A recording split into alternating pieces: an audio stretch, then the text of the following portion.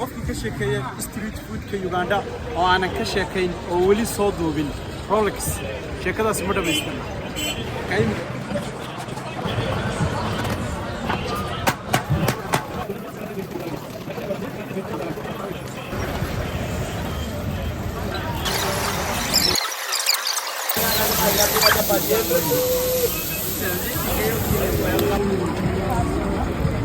كنا Rolex Uganda set hay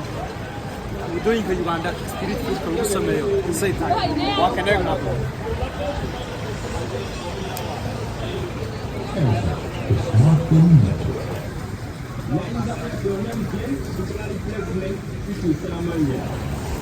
waxaan lagu macaaniyay xogaa tomato onion